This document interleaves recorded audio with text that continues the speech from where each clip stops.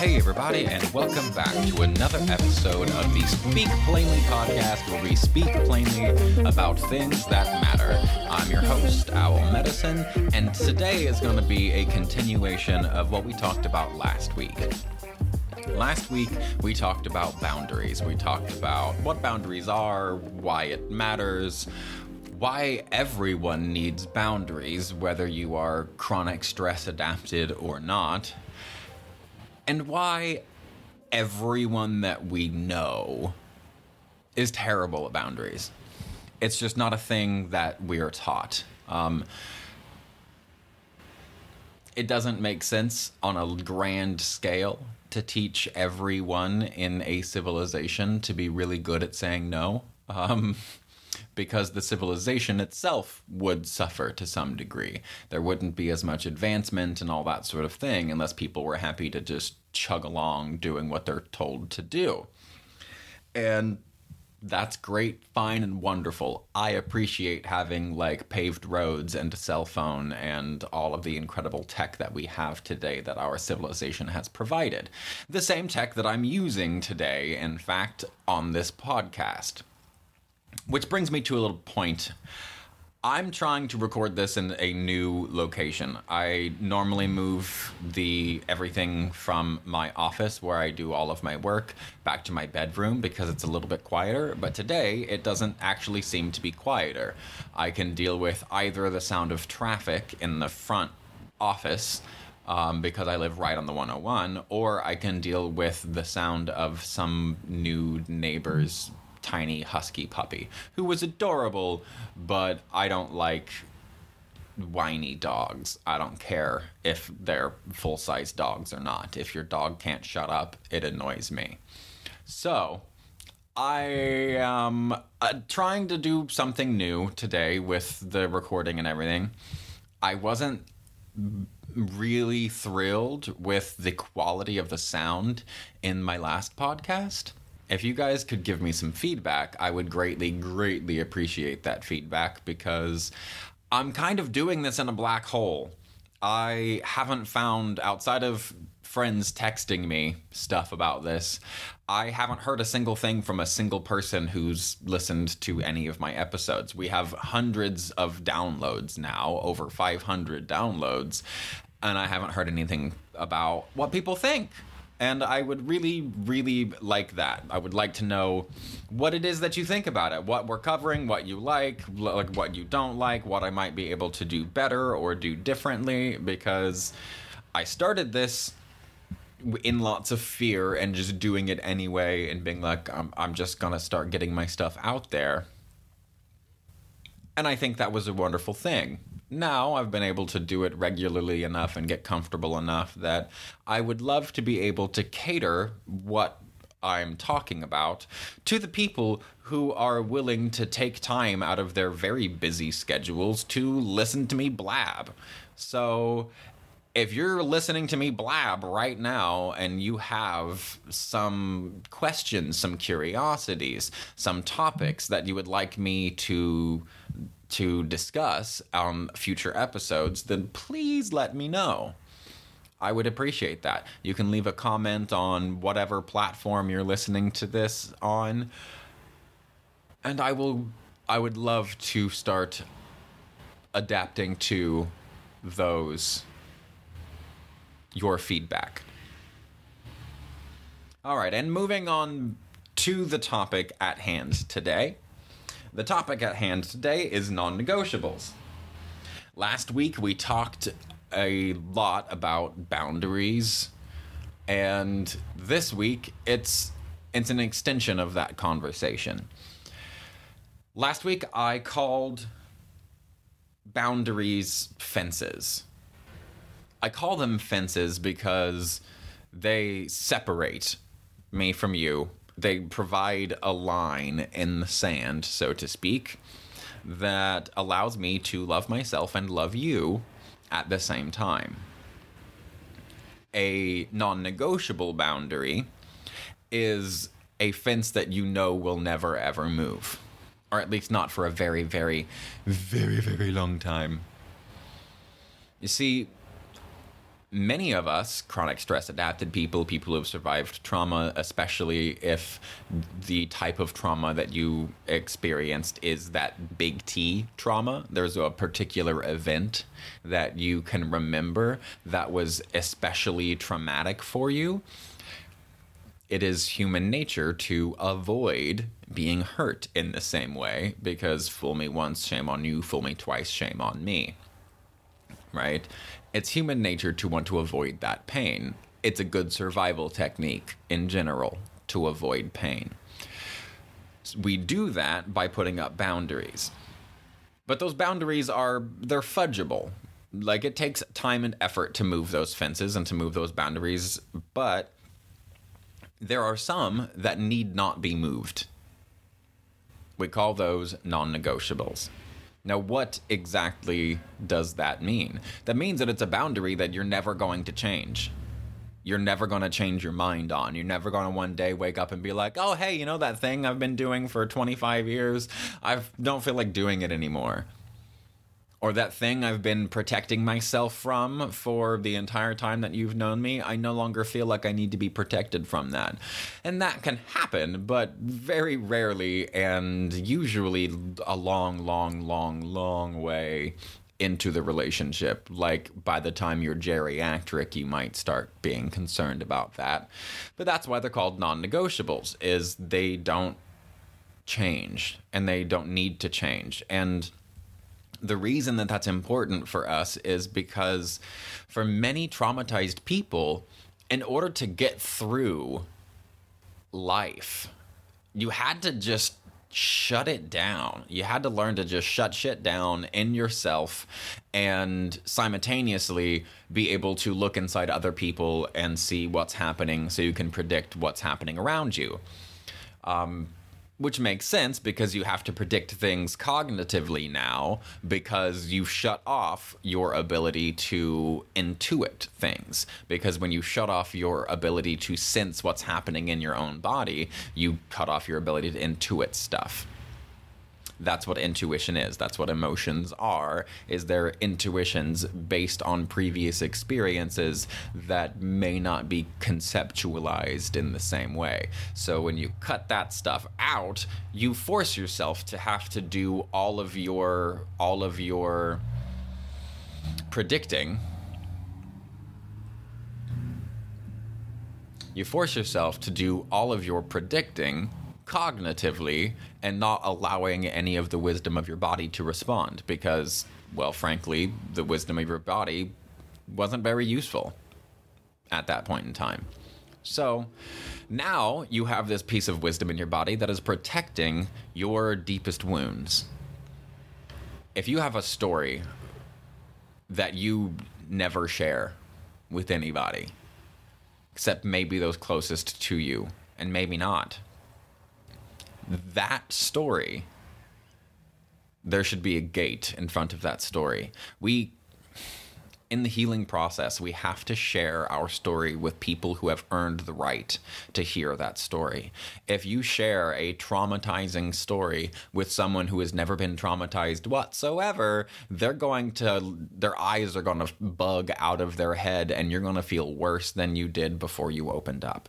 We have to share our stories with people who can understand the gravity of it and understand the strength and grit that it takes to get through that. We need those gatekeepers. We need to be careful on who we share our stories with, and we need to be equally careful with who we allow close enough to us to be able to even have a chance at re-injuring those most injured parts of us. So that gatekeeper in this case is non-negotiables. Let me give you an example to make this clear. I use the example in the book of I need to be able to sing. I need to be able to sing my freaking heart out and sing my face off and do it badly. I need to be able to express myself freely, whether you like the sound of it or not.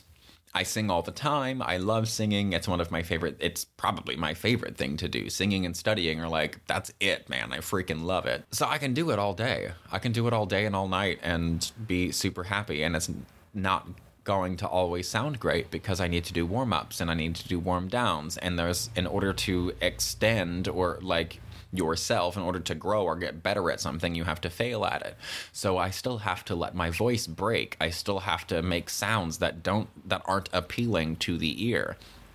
I need to be able to do these things because I deeply value my relationship with music, and I have a story that is really painful around my relationship with music. And that story is the reason that I wound up writing a book and doing all the things that I've done and doing this podcast rather than just becoming a musician. So I have damage around becoming a musician because of a conversation I had with my mother when I was a kid.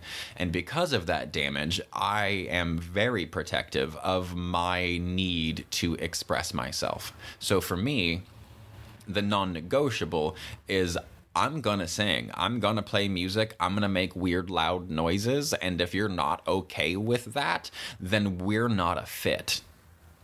We just aren't. I don't give a shit how silly that is. I don't give a shit how much it bothers you or doesn't bother you, or you like it or you don't like it. All of those things do not matter. None of it matters one iota, because I have to experience safety while expressing myself, because that is exactly what was stolen from me as a child. I could not express myself and feel safe. You can get mad all you want, I could get mad all I want, and I have. I spent many years very angry over this, at my mother, my father, but especially in this case about my mother, because it was my mother who had primary custody, and it was her that didn't allow me to do these things, at least in my head. Now I recognize that she had no effing idea how to express herself either. She was impressively trained to not do that at all. She was supposed to be a good Christian woman. I mean, when her and my father got married, their honeymoon was to have a bonfire in the backyard where they burnt all of her pants, because women are supposed to be barefoot, pregnant, and in the kitchen. She wasn't allowed to wear breeches because breeches were man's clothes.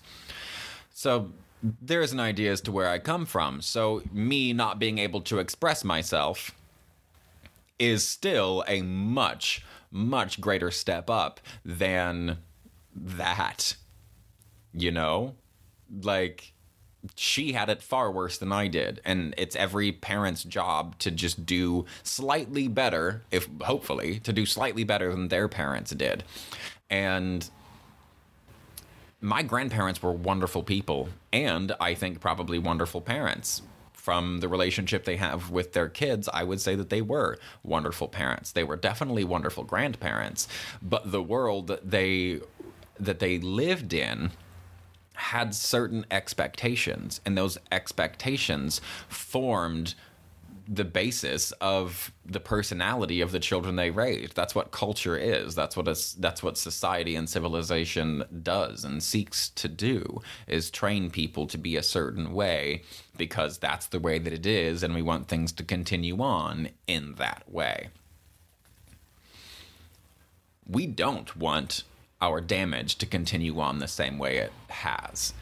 So we have to protect it. That's why we use non-negotiables. So for me, when I enter a relationship, it is absolutely paramount. It is non-negotiable that I express to them, I will sing, I will play, I will laugh, I will be loud, I will be expressive. And if you don't like that, then there's no reason for us to even entertain each other. No matter how much I like you, no matter how sexy you are to me, no matter what I think our future could be, no matter how big that D is, no matter how good it is, I do not care. Let me rephrase that. I do care, but it still doesn't matter. That's irrelevant. I still feel the desire to be like, oh no, it's fine. It's inappropriate for me to think that I can just wander around the house squawking and squalling all day and not annoy someone else. That's a totally valid thought. That's a totally fair and valid thing.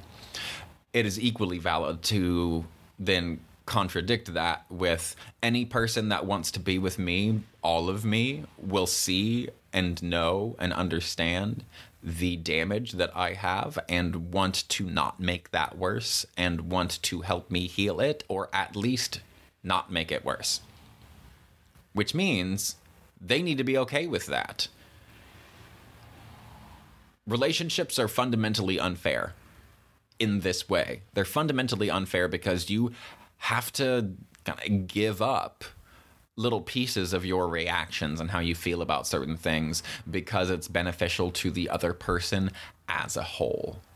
Because it helps them feel whole, helps them be whole and have peace. So what are your non-negotiables? What are the things that matter so much to you that when you're alone, at least, when you're single, you go, this is absolutely paramount, but then when you fall in love, you start to let slip? What are those things in your life?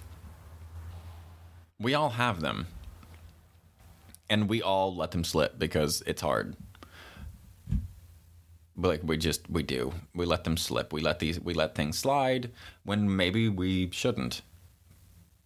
But we're human, so maybe we also shouldn't expect ourselves to be perfect. Maybe we should all over ourselves.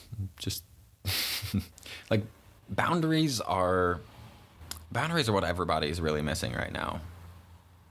And if you struggle with boundaries the way I have struggled with boundaries in my life, I would say get yourself a non-negotiable first, especially as a chronic stress adapted person or a person from a rough childhood or a rough past, somebody who's survived some shit, seen some shit. The first thing that you need to do is find a non-negotiable for yourself.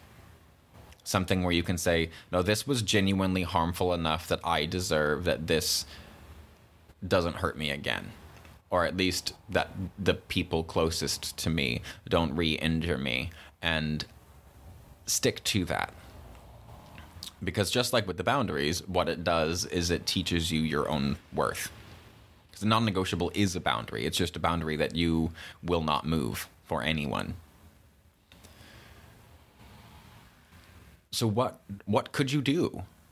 What boundary might you be able to come up with for yourself that is a full stop?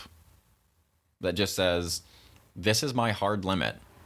I'm not going to do these things. Another one for me that's easy, comes right off the top of my head as I'm rolling things around, wondering what else to say. Another thing that becomes clear for me, or another example from my life, is drinking.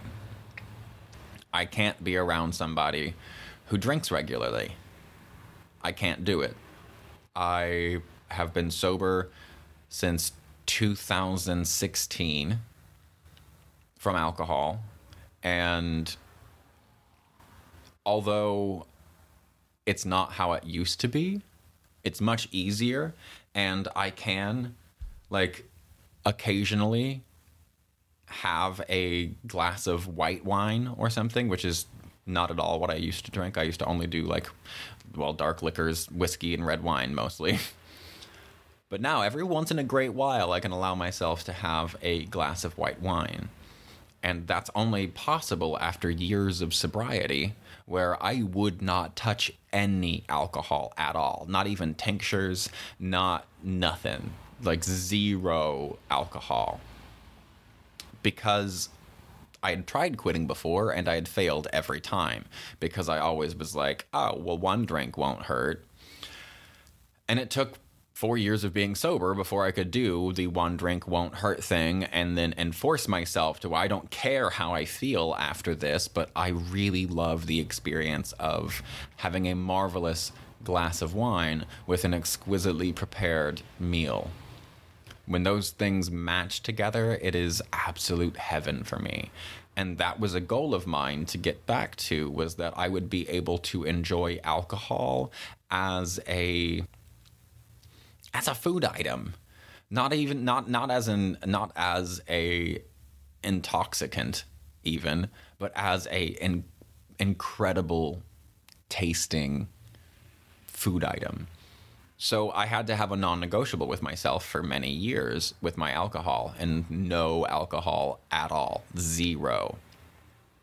And then, over time, and only in certain situations where I felt I was good and I knew I was safe and I was feeling good, but not great, right? If any of you are familiar, if any of you are addicts, then you know that it's always the time that you feel the best or the worst that you wind up falling right back into using and abusing whatever your drug of choice is.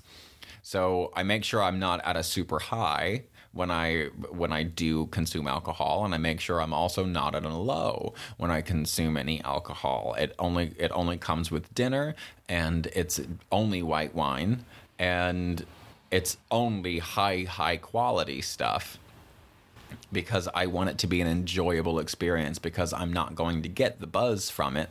That's not the point. I'm going to get the experience of the alcohol. And I mean, after years of not drinking at all, I can feel a little something after a glass of white wine, and it's nice. It feels good, but I know that I have to stop there. And the only reason I've been able to do this and to work my way backward to the ability to be able to consume some small amount of alcohol after abusing it for most of my life, it's been amazing to be able to do that. I specifically remember a story talking to this guy years ago, who is another alcoholic. He's been sober for close to 35 years, maybe even close to 40 years now. It was like 25 at the time. That was a while ago. And I asked him and said, do you think there could ever come a point in which you might be able to consume alcohol but have a totally different relationship with it, where you can have respect for it and it won't overrun your life? And he was kind of offended and told me that that was a very naive question to ask.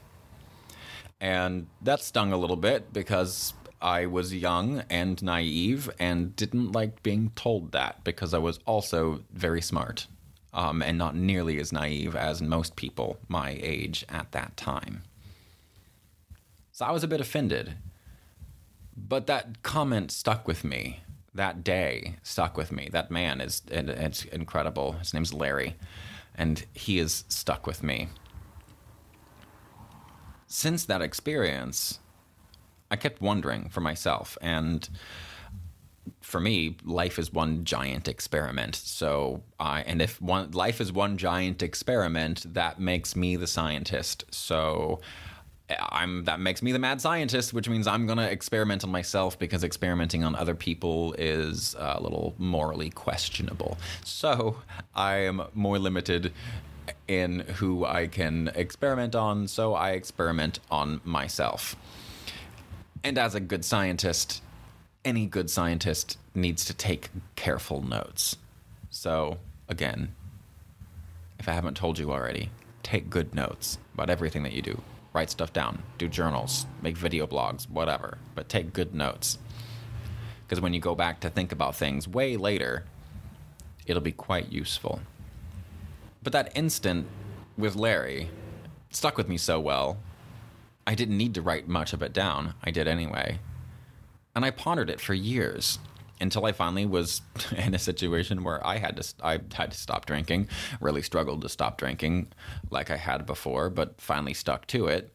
And after 4 years of a non-negotiable, where I knew that I would fall back into those terrible habits if I engaged with alcohol, I was able to start making a difference, start making a change toward the goal that I wanted, which was to be able to enjoy alcohol not as an intoxicant or a way to become inebriated or get a head change, but as a tasty, artisanal craft beverage.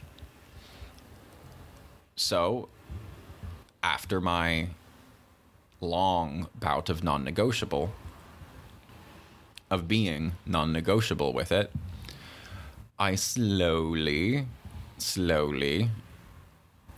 opened up myself for the possibility to do that, but in totally different circumstances. And I went about it smartly. At first, it was only while I was traveling internationally, and only when with a group of people and a group of newly found friends, staying at a hostel or whatever. That was one place, that was the first place, really, that I allowed myself to have alcohol, was overseas during special occasions. And I know this feels like a long and off-track story, but I promise it's not. Because the moral of the story is the moral of non-negotiables. Anything that we know, like anything that you say that you know 100% for sure, is limiting. It limits you, because whatever we know, we can only know from one perspective in one bucket. You know, truth is the big truths anyway are all relative, if not all truths being relative. So even the truths like I was traumatized, that is a truth for someone who's been traumatized. Or saying I've been traumatized by this situation and therefore I deserve this protection is all absolutely true. But in everything in life, there's a give and take. And at first, it's the give, right? And what we're doing is we're giving ourselves the protection and the care and the consideration that we should have been given a very, very long time ago. And we must give that to ourselves for as long as we can until that giving becomes a take. Because everything is a two-edged sword, right? Any addiction is only an addiction once it becomes a problem. Till then, it's just a coping mechanism. And those are good things, right? So in the same way, our non-negotiables, although I know I've spent this entire episode talking to you about how they never, ever, ever need to be moved, that is how you need to set up non-negotiables, with the understanding maybe years down the line, at the minimum, years down the line, you might want to change them. I would like to be able to sing around the house and not have this fear sitting in my heart that if I'm interrupted, I'm going to feel the ultimate rejection. Because as silly as it sounds, that's totally what it feels like. It feels like I'm receiving the ultimate form of rejection. And I don't want to feel that. And if I'm worried about that happening, that steals joy from my moment. That takes. Right? We're giving ourselves the protection, but after years and years and years of that, of nobody's going to interrupt me because I deserve this, because I was traumatized, can lead us down a road in which we're going, well, I was a traumatized person and I deserve better. I deserve these things. And then when we get very handsy, we get grabby with shit. We get grabby with our friends. We get grabby with our attention. We get grabby with time. We get grabby and we get needy. And that's the taking. And when that starts to happen, or we feel that beginning to happen, we move from this giving to this taking. And what that does, that negative side, that less nice side, is taking. It's taken our joy from us. It's taken the purpose of the non-negotiable away to some degree. Because by this point, you already know and you feel inside your body that you are deserving of this space for me, that expression. I am deserving of the ability to express myself. Now, I know that I'm deserving of this because now I've been doing it long enough, I can kind of feel it deep inside. So it will be a practice of mine to eventually start working my way toward trying to be less triggerable when it comes to my music. No, that is a future me problem down the road.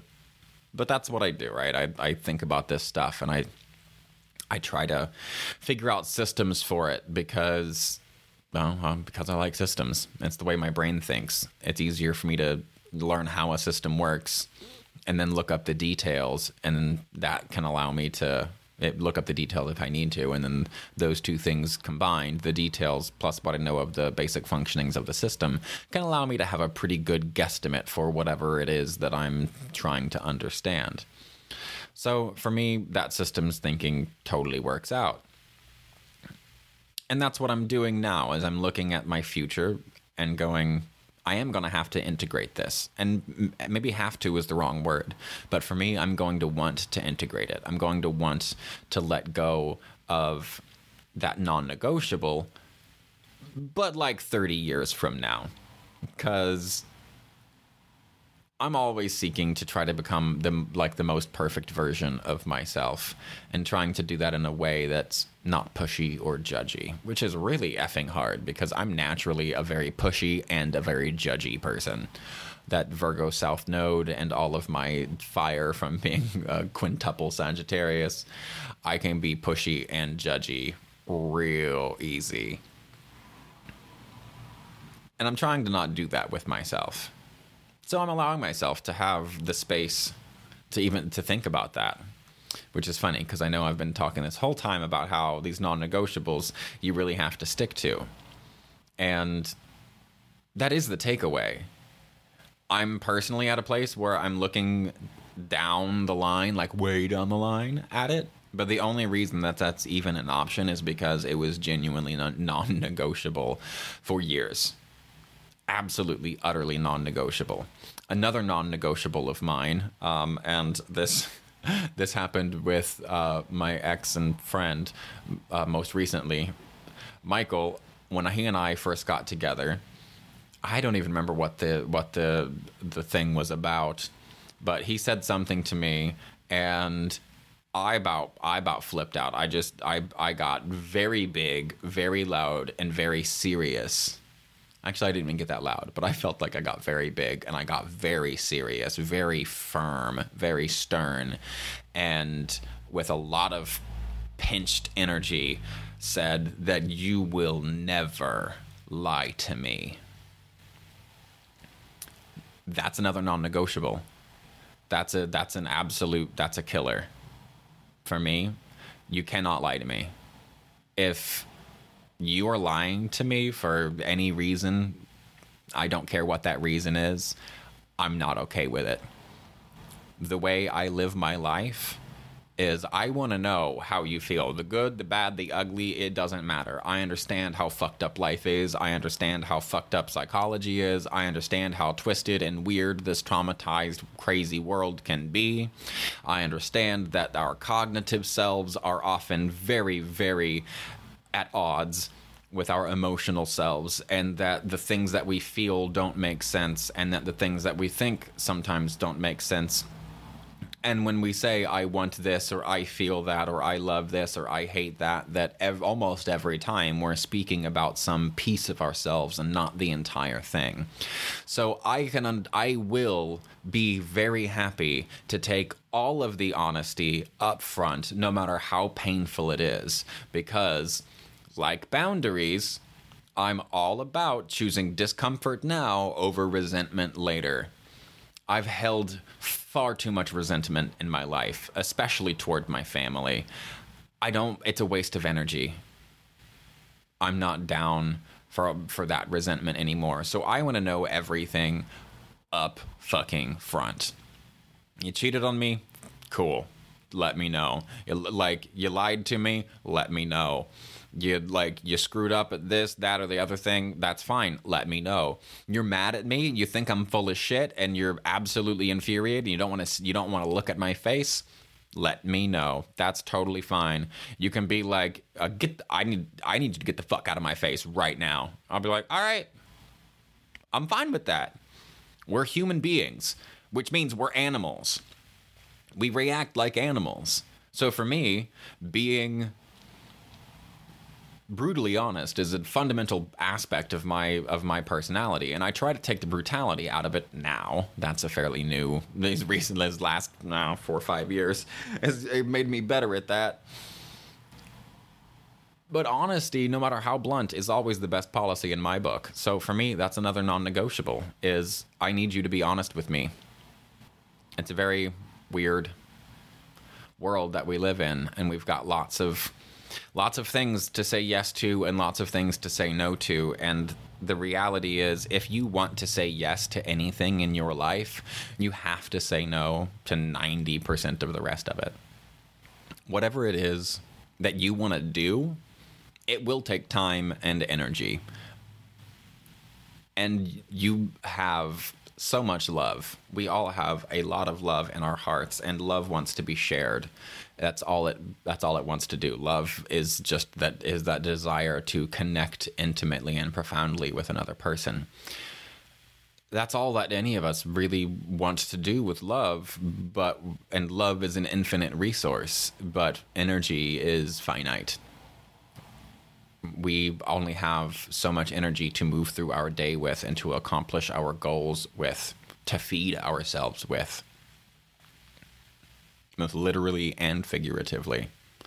So we have to be careful with our chi. So we have to be able to say no to things.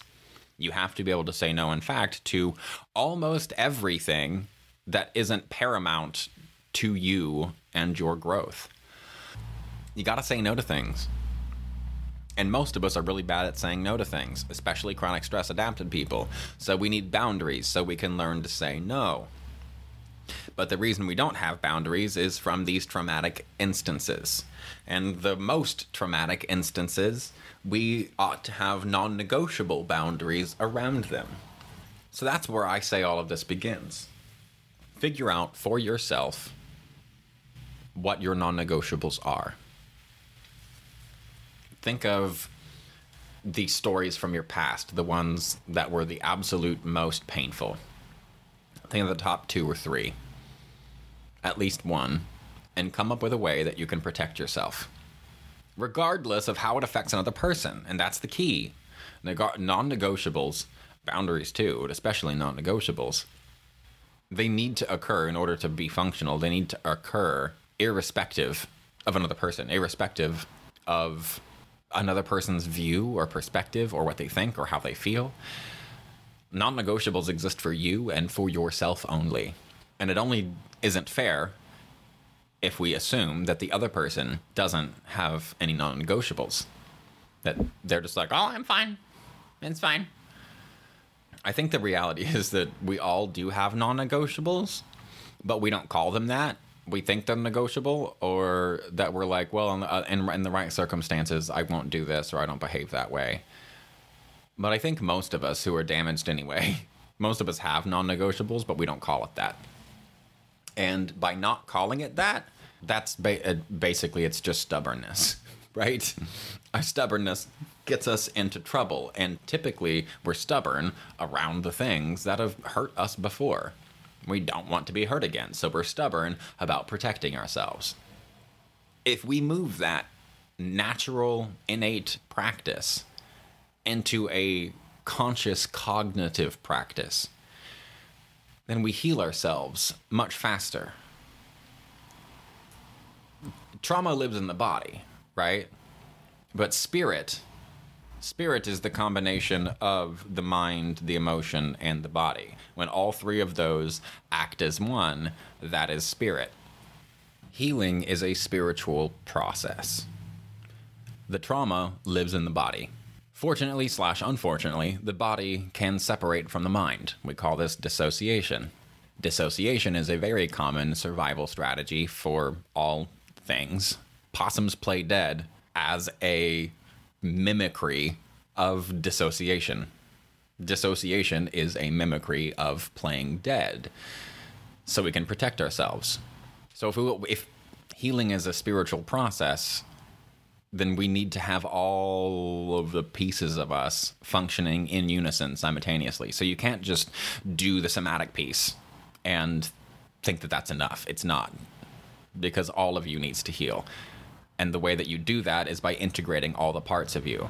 So that trauma that lives in your body needs to be protected, but it needs to be protected consciously. You need to know that you're protecting yourself and that that's actually what you're doing, instead of just being able to flippantly reply that, yeah, I must be protecting myself. You need to know. You need to actually know and care. You need to give a shit that that's what you're doing for yourself. Because only by doing that, are you going to realize that somebody actually gives a shit? And then you can heal from that. So if we move this process from being a subconscious, innate process of becoming stubborn around the things that have injured us before, and we move that to a conscious process of making those things non-negotiables, then we not only provide the attention and the care that we didn't have, that is the fuel that allows us to heal, it brings in the cognitive realm into your physiological realm, healing that dissociation, melding those pieces back together. Trauma may be stored in the body, but healing is a spiritual experience, which means it has to include all of you. So we have to move this stuff to our conscious worlds. And then, once we're conscious of it for a very, very, very, very long time, and we have swaddled the traumas that we have survived, we've swaddled them in soft clothing and catered to them and said that was uncool, that was not nice, you should not have been treated that way. And then you provide the experiential proof of you should not have been treated that way by actively not allowing yourself to be treated that way cognitively. That's how we heal. Eventually, down the road, once we've healed profoundly, then we can consider renegotiating our non-negotiables. But I feel like a non-negotiable should honestly minimum, like when you set up your non-negotiable, it needs to be a non-negotiable for a minimum of 5, probably 10 years. That this is a thing that is in my life that probably at least 10 years, honestly. Because the damage is super real and it's there and it's in your brain stem. Like, the automations of your reactions are based on the fundamental structures of your brainstem, which were built, they were fabricated at a very young age, in which your assumptions were not under your control. They were simply the most natural physiological assumptions that a person with very little or no prefrontal cortex can make. The thing to understand about non-negotiable boundaries is that you already do them. It's an innate response to protect oneself. But that innate response is innate because the body took care of it for you. Healing with the big H is a spiritual experience. The faster, if you want to heal quickly, you need to bring in all the pieces of you to experience something simultaneously. So you have to bring the cognition into it. You got to recognize what you're doing and why you're doing it. And then maintain that recognition over time to see if the why you're doing it changes. If maybe that piece of you feels stronger, feels less vulnerable. But you got to bring it all in consciously. You have to make those non-negotiables known to yourself and known to anybody that you're going to especially live with. Because non-negotiables are really only going to be engaged with by those who are the closest to you. So you gotta let folks know up front what they are, which means you have to know what they are. You're already doing it. So maybe you can start there. That could get a little confusing. So if you can't start there, or if that does wind up getting confusing, ask yourself what experience harmed you in a way that has really lasted and brings you pain, and you want to avoid that pain. Build your brick wall there. Build your non-negotiable there. Know why you're doing it. Know exactly what it's for. And watch that vulnerable piece of you. Watch it grow stronger. Watch that thin skin get thicker. And before it gets too thick, say 10 years from now, then you can consider pulling that up. Letting the air get to it. Preventing that wound from getting too big of a scar tissue or from keloiding. Let it heal just as much as it needs to. And then we can let off the gas. But that's 10 years down the line. So there's non-negotiables. Up front, through the middle, all the way to the end. We all need them. They're extremely important, especially for people who have survived really troublesome experiences. Thank you for joining me, and thanks for hanging out with me today. I hope that you enjoyed today's podcast. Leave a comment. I'd love to hear from my audience. You guys are awesome. It blows my mind still that people want to just drop in and listen to me ramble about things that I find interesting. I think it's marvelous, and I really appreciate your time. So let me know what you're interested in, and I would love to cover those things. If you like the podcast, consider donating on Patreon, or consider clicking the Buy Me a Coffee link, and I'd be greatly appreciated. I am moving to, as I mentioned before, this microphone is getting fuzzier and fuzzier in its sound, I think, because I just keep using it over and over again. So I'm going to have to upgrade my stuff soon. So if you want to help me do that so you can enjoy a better sound quality, then consider donating. And if not, screw it. Don't. Who cares? It's just a way to pass time. I hope that you guys really did enjoy the show. And I love you all. Thank you for listening. And remember, stay curious and stay uncomfortable.